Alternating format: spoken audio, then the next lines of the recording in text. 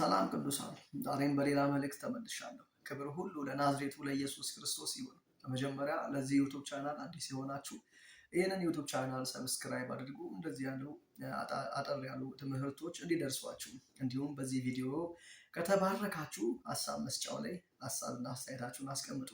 እንዲሁም በዚህ ዩቱብ ቻናል ገብታችሁ ከላይ ብዙ ትምህርቶች ስላሉ ገብታችሁ ተማሩ፣ ስለምትጠቀሙበት ማለት ነው። ኢየሱስ ክርስቶስ ጌታ ነው። የእግዚአብሔር ቃል ብልህ ጆሮዎቹን አይኖቹን ወደ እግዚአብሔር ቃል ያደርጋል። በዚህ ዘመን ብልህ ሰው ከዓለም አይሰማም፣ ከዓለም አይቀዳም፣ ዓለምን እያየ አይሄድም። ብልህ ሰው የሚያደርገው ምንድነው? ጆሮዎቹን ወደ እግዚአብሔር ቃል ያቀናል፣ አይኖቹን ወደ እግዚአብሔር ቃል ያደርጋል። ስለዚህ ዛሬ አይኖቻችሁ ወደ እግዚአብሔር ቃል ይመለሱ፣ ጆሮዎቻችሁ ወደ እግዚአብሔር ቃል ይመለሱ። ሰክሰስ ለመሆን ድልን ለማድረግ ዓለም ውስጥ ድልን መፈለግ ሳይሆን የሆነ ስፍራ ላይ ማሸነፍን መፈለግ ሳይሆን ድልን የሚሰጠው እግዚአብሔር ስለሆነ ድልን ከፈለጋችሁ ድልን እግዚአብሔር ቃል ውስጥ ፈልጉት። አሸናፊነትን ከፈለጋችሁ አሸናፊነትን ቃል ውስጥ ፈልጉ። ነፃ መውጣት ከፈለጋችሁ ነፃ መውጣትን ቃል ውስጥ ፈልጉ። ኢየሱስ ክርስቶስ ጌታ ነው። ፈውስን ከፈለጋችሁ ፈውስን ቃል ውስጥ ፈልጉ። ከውጭ የሚገኝ ነገር የለም፣ ግን እግዚአብሔር እናንተ ጋር የሁሉ ነገር ምንጭ የሆነውን ቃሉን አስቀምጦላችኋል። ስለዚህ ከቃሉ የሚሰማ ሰው ይጠቀማል፣ ከቃሉ የሚበላ ሰው ይጠግባል፣ ከቃሉ የሚጠጣ ሰው ይረካል። ስለዚህ አሁን በተጠማችሁበት አቅጣጫ ጥማችሁን ሊያረካ የሚችል በህይወታችሁ ላይ ባላችሁበት ፊልድ ላይ ጥም ያለባችሁ ሰዎች፣ ረሃብ ውስጥ ያላችሁ ሰዎች ዛሬ በቃሉ ትረካላችሁ። ቃሉ መልስን ይሰጣችኋል ማለት ነው። ዓለም ውስጥ ያላገኛችሁትን ጥበብ፣ ከሰው ዘንድ ያላገኛችሁትን ጥበብ በቃል ውስጥ ታገኛላችሁ። ዛሬ የምናየው ክፍል ወይም የምናየው ሀሳብ የሚሆነው 3 ነጥቦች ናቸው። እነዚህ 3 ነጥቦች ምንድን ናቸው? 3 የእውነተኛ ስኬት ሚስጥሮች። ስኬትን የምትፈልጉ ሰዎች፣ ድልን የምትፈልጉ ሰዎች፣ የሆነ የከፍታ ማማ ላይ መውጣት የምትፈልጉ ሰዎች፣ ስኬታማ ሰው መሆን የምትፈልጉ ሰዎች፣ እንዴት ነው ስኬታማ የሚሆነው? እንዴት ነው ክርስቲያን፣ በተለይ ደግሞ ክርስቲያን ዳግም የተወለደ በክርስቶስ ክርስቲያን የሆነ ሰው እንዴት ነው ስኬታማ የሚሆነው? ማለት በእግዚአብሔር ሀሳብ ውስጥ ሆኖ በእግዚአብሔር ፍቃድ ውስጥ ሆኖ እንዴት ስኬታማ መሆን ይቻላል? ምክንያቱም ብዙ ሰዎች አንዳንዴ ስኬታማ የሚመስላቸው በዓለም አካሄድ በዓለም ሀሳብ ሄዶ ስኬትን ማግኘት ይፈልጋሉ፣ ግን እግዚአብሔር ደግሞ እንዳያዝንባቸው ደግሞ ይፈልጋሉ። ስለዚህ ከእነዚህ ሰዎች መካከል ከሆናችሁ እውነተኛ ስኬት፣ የክርስቲያን ስኬታማነት የሚመጣው በእግዚአብሔር ቃል ነው። ስለዚህ በእግዚአብሔር ሀሳብ ውስጥ በእግዚአብሔር ፍቃድ ውስጥም ሆናችሁ ስኬታማ ሰዎች መሆን ትችላላችሁ። እግዚአብሔርን እያከበራችሁ እግዚአብሔርን እያሳያችሁ ስኬታማ መሆን ትችላላችሁ። ብዙ ሰዎች እዚህ ምድር ላይ ስኬታማ ሲሆኑ መታየት የሌለባቸውን ነገር አሳይተው ገበናቸውን አደባባይ አውጥተው ተዋርደው ዝቅ ብለው ከሰው ዘንድ የሚጣለው ነገሮችን አድርገው ገመናሉ፣ ስኬታማ ይሆናል። በዚህ ዘመን በተለይ በዚህ ባለንበት ዘመን ገበናን አደባባይ ማውጣት የስኬት ቁልፍ ሆኗል። ሀፍረትን ወደ አደባባይ ማውጣት የስኬት ቁልፍ ሆኗል። ክርስቲያን ግን እንደዛ አይደለም። ስለዚህ ክርስቲያኖች ናችሁ፣ አዎ ስኬታማ መሆን ትፈልጋላችሁ፣ አዎ እነዚህን 3 ነገሮች አድርጉ፣ ስኬታማ ትሆናላችሁ።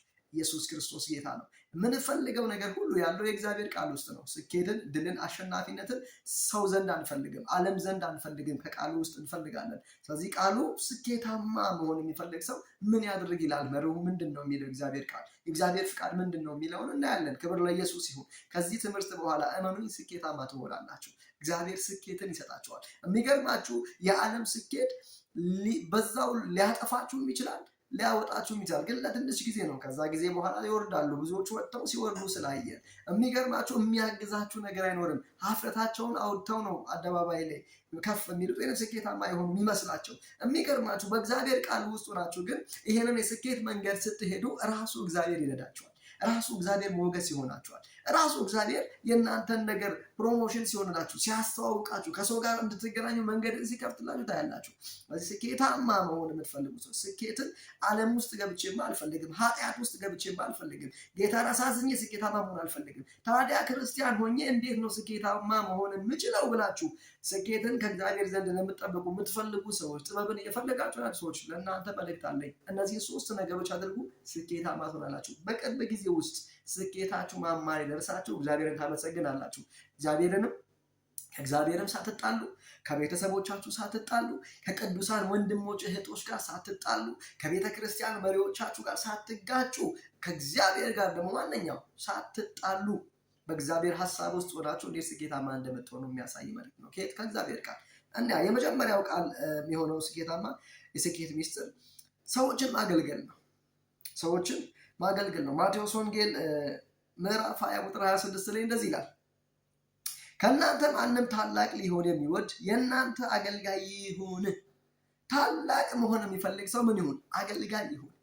ስታገለግሉ ማለት አገልጋይ ይሁን ሲባል በብዛት የሚታወቀው ቃልን የሚያገለግል በዝማሬ የሚያገለግል በሆነ ነገር እሱም አገልግሎት ነው። ግን ሌሎች ብዙ አገልግሎቶች አሉ።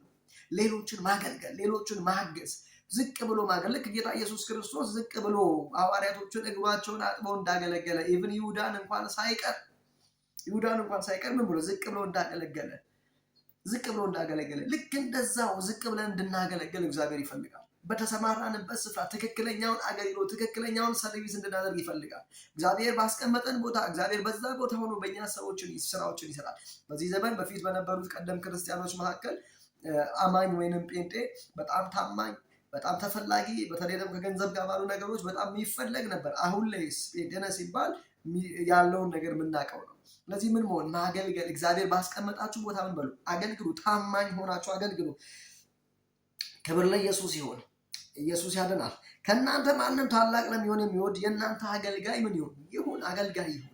በስርዓት የሚያገለግል አገልጋይ ምንድን ነው? ስራ ማገልገል፣ ዝቅ ብሎ ማገልገል።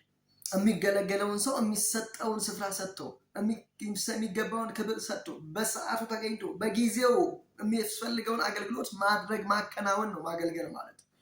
ስለዚህ ከእናንተ የሚጠበቀው ምንድን ነው? በዛ በተሰጣችሁበት ነገር ስኬትን በፈለጋችሁት ነገር ዝቅ ብላችሁ ማገልገል፣ የሚከፈለውን ዋጋ መክፈል፣ በጊዜ ተገኝቶ ኮንሸስ ሆኖ ለዛ ነገር ተሰጥቶ ማገልገል። ስለዚህ ዋነኛው ነው የመጀመሪያ ሚስጥሩ ምንድን ነው? ኢየሱስ ያደናል። ሰዎችን ምን ማለት? ማገልገል። አሁን ባላችሁበት ቦታ ላይ ወይ ሰዓት ሰራተኛ ልትሆኑ ትችላላችሁ፣ ነጋዴ ልትሆኑ ትችላላችሁ፣ የቢሮ ሰራተኛ ልትሆኑ ትችላላችሁ። በዛ ቦታ ላይ ማድረግ ማገልገል፣ አገልግሎት መስጠት፣ እግዚአብሔርን በሚፈራ እግዚአብሔር በሚወደው አካሄድ ማገልገል። በእናንተ ላይ እግዚአብሔር ይታያል። በዛ ስፍራ ላይ እግዚአብሔር ይታያል። ዛሬ አንድ ጥያቄ ልጠይቃችሁ። በምትሰሩበት ስራ ቦታ ላይ እግዚአብሔር በእናንተ እየታየ ነው ወይ? እግዚአብሔር በእናንተ እየከበረ ነው? ክርስቲያንስ ማለት እንዳንቺ ነው?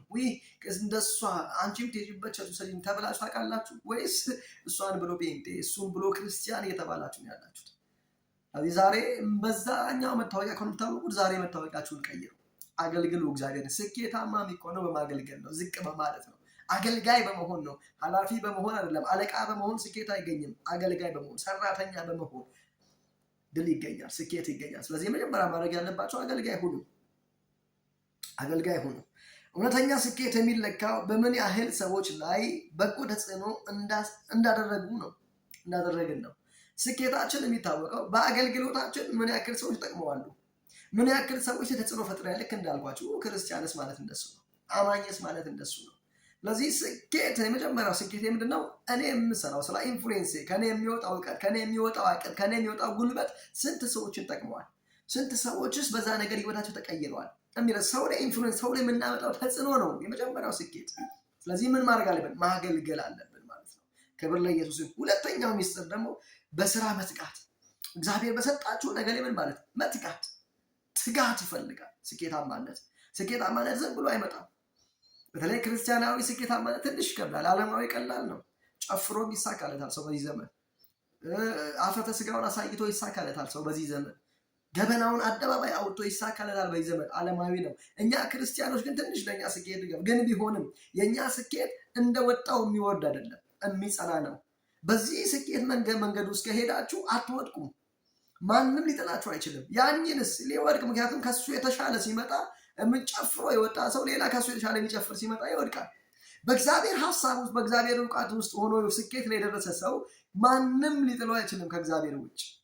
ምክንያቱም ብዙ ለፍቶበታል፣ ያውቀዋል መንገዱን። ቢወርድም እንዴት ተመልሶ መውጣት እንዳለበት ያውቃል። ተምሮ ነው የሚወጣው። ይሄ ግን ሳይማር ሳያውቅ ድንገት ስለሆነ የሚወጣው፣ ድንገት ከወረደ መውጫው ይጠፋዋል። ትክክለኛ ስኬት ትፈልጋላችሁ? አገልግሉ። እግዚአብሔር በሰጣችሁ ስፍራ ላይ አገልግሉ፣ ተጽዕኖ አድርጉ። እውቀታችሁን ስጡ ለሰዎች፣ ሰዎች ላይ ተጽዕኖ መፍጠር ጀምሩ።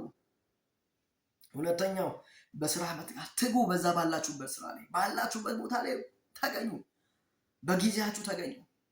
ያላችሁን አቅም ተጠቅማችሁ ያንን ነገር ላይ አውሉ። ጉልበታችሁን፣ አቅማችሁን፣ እውቀታችሁን፣ ያላችሁን ነገር እዛ ነገር ላይ ኢንቨስት አድርጉ።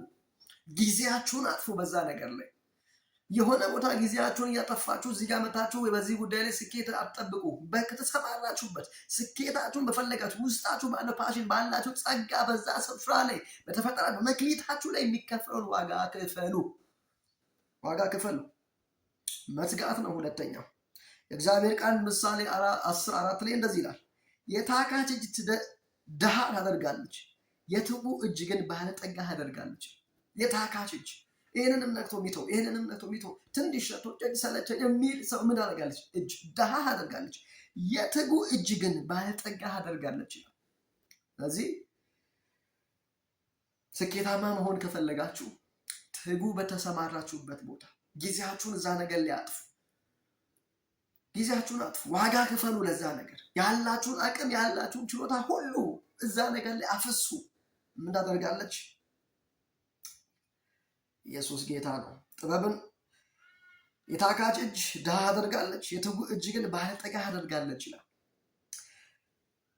ጸሎትና እምነት ከትጋት ከጠነካራ ስራ ጋር መጣመር አለባቸው። እንደ ክርስቲያን እንደ አማኝ ደግሞ ስኬታማ መሆን ሰው ከፈለጋችሁ፣ በስራችሁ፣ በንግዳችሁ፣ በተሰማራችሁበት ቢዝነስ፣ በአገልግሎታችሁ ስኬታማ መሆን ከፈለጋችሁ፣ ተጽዕኖ ፈጣሪ ሰው ከመሆን ከፈለጋችሁ አንደኛ አገልግሉ። ሁለተኛ ምን በሉ? በስራችሁ መትጋት። በምን? በጸሎትና በእምነት ትጋት ከጠንካራ ስራ ጋር መጣመር አለባቸው። ጸሎታችሁንና ስራችሁን አጣምሩ። ወገባችሁ እንደጨክናችሁ እንደምትሰሩት ሁሉ ግግም ብላችሁ እንደምትሰሩት ሁሉ ግግም ብላችሁ ጸልዩ ስለዛ ነገር። የብቅኝ ብላችሁ ጸልዩ ስለዛ ነገር። ስለዚህ ጸሎትና ትጋቱ አንድ ላይ ሲሆን ስኬታማ ትሆናላችሁ። ስለዚህ እነዚህን ሶስቱን ነገር አድርጋችሁ ከዚህ በኋላ ቢዝነሳችሁን፣ ስራችሁን፣ አገልግሎታችሁን ቀጥሉ። የመጀመሪያው ምንድን ነው? ሰዎችን ማገልገል። በዛ ቦታ ላይ የሚመጡ ሰዎችን በጣም በደስታ በፈገግታ በእግዚአብሔራዊ ፍቅር አድርጉ። ክርስቶስ በእናንተ ይታይ። ሙሰኞች አትሁኑ፣ ቀማኞች አትሁኑ። ለትርፍ የምትሮጡ ሰውን ጎድላችሁ ሰውን ረግጣችሁ ለመውጣት የምትሮጡ ሰዎች አትሁኑ። በፍርሃ እግዚአብሔር ስሩ። እግዚአብሔርን በመፍራት አገልግሉ። እግዚአብሔርን በመስራት በተሰማራችሁበት ቦታ ላይ ስሩ። ስትሰሩ ግን አገልግሉ፣ አገልጋይ ሁኑ። ሰራተኛና አገልጋይ ይለያያል። ብዙ ሰራተኞች አሉ። እናንተ ግን እውነተኛ ሰራተኞች ሁኑ። እግዚአብሔርን የምትፈሩ እንደ ክርስቲያን እንደ እግዚአብሔር ሐሳብ እንደ እግዚአብሔር ፍቃድ የምትሰሩ ሰዎች ሁኑ። ክብር ለኢየሱስ ይሁን። ስለዚህ ምን አድርጉ?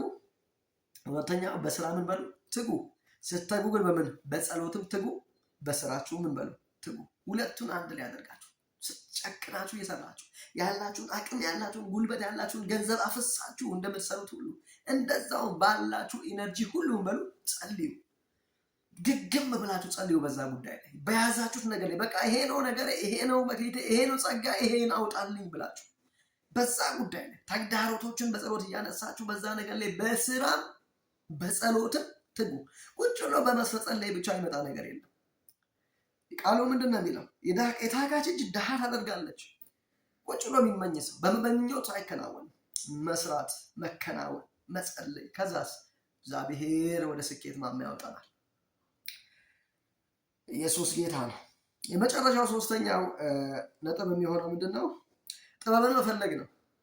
ጥበብን መፈለግ ምሳሌ 3:13 ላይ እንደዚህ ይላል፣ ጥበብን የሚያገኝ ሰው ምስጉን ነው፣ ክብርም ከወርቅም ትበልጣለችና። ከምን? ከብርም ከወርቅም ምን ትላለች? ትበልጣለች። ለስኬታማ መሆን ከፈለጋችሁ አገልግሉ፣ በስራ መትጋት፣ ጥበብን መፈለግ። አሳድጉ እውቀታችሁ፣ ጥበብን ፈልጉ፣ ጥበብን ተጠሙ፣ ጥበብን ጠይቁ እግዚአብሔርን። ጥበብን የሚያገኝ ሰው ምስጉን ነው፣ ከብርም ከወርቅም ትበልጣለች። ከብርም ከወርቅም። አሁን በዚህ ዘመን አይዲያ የሚሸጥበት ዘመን ነው። ሀሳብ ያለው ሰው ገንዘብ ካለ ሰው ይበልጣል። ስለዚህ ጥበብን ፈልጉ። ምንድነው ጌታ ሆይ ያልተሰራ እዚህ ምድር ላይ ያልተፈጠረ እግዚአብሔር መስጠት ስለሚችል እግዚአብሔር ስለሆነ ጥበብን ነው የሚሰጠው።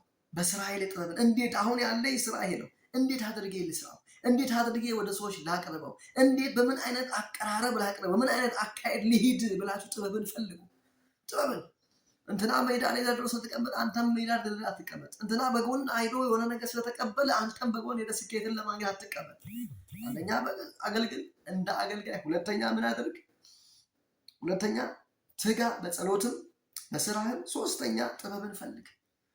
እነሱ በተመሳሳይ መንገድ እየሰሩ ነው፣ በተመሳሳይ መንገድ ያገለገሉ ነው። እኔስ እንዴት አድርጌ ስኬታማ አሁን ዘንድ እንዴት አድርጌ ነው ጌታ ሆይ መሆነው የሚለውን ሚስጥርን ወይም ጥበብን ምን በሉ? ተመኙ፣ ፈልጉ፣ አጥብቃችሁ ጥበብን ፈልጉ።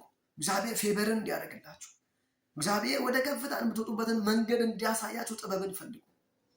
ጥበበኛ ትሆኑ ዘንድ በጥበብ ኑሯችሁን፣ ቤታችሁን፣ ትዳራችሁን ትመሩ ዘንድ፣ ልጆቻችሁን ታሳድጉ ዘንድ በተሰማራችሁበት ጉዳይ ላይ፣ በትዳራችሁ ጉዳይ ላይ፣ በቤተሰብ መምራት ጉዳይ ላይ ጥበብን እንዲሰጣችሁ እግዚአብሔር ጥጋትን ቤተሰብን እየመራችሁ ከሆነ የደከመ ያለባችሁ ጉዳይ ላይ ዛሬ በሁሉም ላይ ስኬት ባጣችሁበት አቅጣጫ በልጅ ሊሆን ይችላል፣ በትዳር ሊሆን ይችላል፣ በቢዝነስ ሊሆን ይችላል። በዚህ ሁሉ ውስጥ እነዚህን ሶስቱን ነገር ተጠቀሙ። እግዚአብሔር ድልን ይሰጣችኋል። ስኬታማ ትሆናላችሁ። ጥበብን ፈልጉ። እንዴት አድርጌ ነው ቤቴን የምመራው? እንዴት አድርጌ ነው ቢዝነሴን የምመራው? ጥበብን ጌታ ይስጠኝ። ጥበብን አንዳንድ ሰዎች እናንተ የምትሰሩትን ስራ እየሰሩ እነሱ ስኬታማ ይሆናሉ። ለምን ካላችሁ ጥበብ የሆነ ጥበብ ጠቅመዋል። ከእናንተ የተለየ የሆነ አካሄድ አላቸው። ስለዚህ ዛሬ እግዚአብሔር ጥበብን የሚሰጥ እግዚአብሔር ስለሆነ ጥበብን ፈልጉ። እግዚአብሔር ጥበብን እንዲሰጣችሁ ጥበብን ስጠኝ ብላችሁ ጸልዩ። እንዴት አድርጌ ይህንን ቢዝነስ ላውጣ? እንዴት አድርጌ ቤተሰቤን ላሻገር? እንዴት አድርጌ ትዳሬን ላድን? እንዴት አድርጌ ቤቴን ልምራ? ጥበብን ትጉ። ቤታችሁን ስታገለግሉ ትጉ፣ ጸልዩ ከጸሎት ጋር። ስለዚህ እነዚህን ሶስቱን ነገር የሚያደርግ ሰው ስኬታማ መሆን ይችላል። ስለዚህ ስኬታማ መሆን የምትፈልጉ ከሆነ ክርስቲያናዊ ስኬታማነት፣ ክርስቲያናዊ ዓለማዊ ብዙ ነው፣ በዳምም ቀላል ነው። ክርስቲያናዊ ትንሽ ይከብዳል፣ ግን አትወጡም። ከወጣችሁ አትወዱ። ሁኔታዎች ንፋስ መጥቶ ይዟችሁ አይሄድም። ሌሎቹ ዓለማዊ የሚሄዱት በወጡት መንገድ በዛው ይወርዳሉ፣ ይረሳሉ። በእግዚአብሔር ቃል ግን የወጣ ሰው፣ በእግዚአብሔርን ሀሳብ ውስጥ የወጣ ሰው፣ ስኬታማ የሆነ ሰው ግን ማንም ምንም ሊያወርደው አይችልም። ስለዚህ የመጀመሪያው ምንድን ነው? አገልግሉ። ሰዎችን አገልግሉ። በተሰማራችሁ ቦታ አገልግሉ። ተሰጣችሁ አገልግሉ። አገልጋይ ማለት ልክ እንደ ባሪያ ሆኖ ማለት ነው። ደንበኛ እንደ ንጉስ ነው ይላል ቴሌ አይደል? ልክ እንደዛ እንደ ንጉሳችሁ ወደ እናንተ የሚመጡት ሰዎች ንጉሳችሁ አድርጉ። አንዳንድ ቦታ ላይ አሁን ቢዝነስ ያለባቸው እነ ቃል ስትገቡ ገና ወንበር ይሰጣቸዋል፣ ሃይላንድ ውሃ እሽግ ይሰጣቸዋል። ይሄ ጥበብ ነው። ስለዚህ እናንተም ደግሞ እንደዚህ አይነት ሰዎችን የምትይዙበትን ጥበብ እግዚአብሔር እንዲሰጣችሁ ጸልዩ። ሁለተኛው በስራ መትጋት ነው። ትጉ ሁኑ። ስልቾች አትሁኑ። ታካች አትሁኑ። ትንሽ ሰርታችሁ የምትደክሙ ሳይሆን ያላችሁ አቅም እስኪሟጠጥ ያላችሁን ስጡ። ጊዜያችሁን ስጡ፣ ጉልበታችሁን ስጡ፣ እውቀታችሁን አፍሱ። ያ ነገር ላይ በኋላ ላይ ፍሬውን ስለምትበሉ ማለት ነው። በኋላ ላይ የሚያሳርፋችሁን ነገር ስለምታገኙ በዚህ ውስጥ አልፋችሁ ማንም አያወርዳችሁም። ሶስተኛው ጥበብን መፈለግ ነው። ቀደም እንዳልኳችሁ ልክ እንደነዛ ሰዎች ውሃ አቅርበው የሆነ ነገር አድርገው በቃ ሳትፈልጉ ገዝታችሁ ትወጣላችሁ። ስለዚህ እግዚአብሔር በእንደዚህ አይነት መልኩ ሌላ ጥበብን እግዚአብሔር እንዲሰጣችሁ ጸልዩ። ስለዚህ እነዚህን ሶስቱን አድርጉ፣ ስኬታማ ትሆናላችሁ። ክርስቲያናዊ ስኬታማነት የሚመጣው በዚህ ነው፣ በጎን በመሄድ አይደለም። እንደ ሌሎች አሕዛብ ሰዎች ሀፍረታችንን አወጥተን ጓዳችንን አደባባይ አወጥተን ስኬታማ መሆን አንችልም። ምክንያቱም ክርስቲያኖች ስለሆነ በእኛ ብዙ የሚሰናከል ሰው ስላለ። ስለዚህ ክርስቲያናዊ ስኬታማ ከፈለጋችሁ እነዚህን ሶስቱ መርህን ተጠቀማችሁ እግዚአብሔር ስኬታማ ፍሬያማ ያደርጋችኋል። በጌታ በኢየሱስ ስም ጸጋው ያግዛችሁ፣ ጸጋው ይርዳችሁ። የእግዚአብሔር ምሕረት በህይወታችሁ ላይ ይለቀቅ። በስራችሁ ላይ፣ በቢዝነሳችሁ ላይ፣ በትዳራችሁ ላይ፣ በይዛት እየመራችሁ ባላችሁት ጉዳይ ላይ የእግዚአብሔር ጥበብ ይስጣችሁ። እግዚአብሔር የምትመሩበትን ጥበብ ይስጣችሁ። ቤታችሁን የምታስተዳድሩበት፣ ቢዝነሳችሁን የምታስተዳድሩበትን ጥበብ እግዚአብሔር ይስጣችሁ። በጌታ በኢየሱስ ስም ከዚህ ሰዓት ጀምሮ እግዚአብሔር ወዳዘጋጀላችሁ ከፍታ መሄድ ይሁንላችሁ። ጸጋው ያገዛችሁ፣ ጸጋው ይርዳችሁ። የእግዚአብሔር ምሕረት በቤታችሁ ላይ፣ በስራችሁ ላይ ይለቀቅ። ከዚህ ሰዓት ጀምሮ እንደ አዲስ የእናንተ ነገር አንድ ብሎ ወደ ከፍታ መውጣት ይጀምር። ኪሳራ ከህይወታችሁ ይነሳ።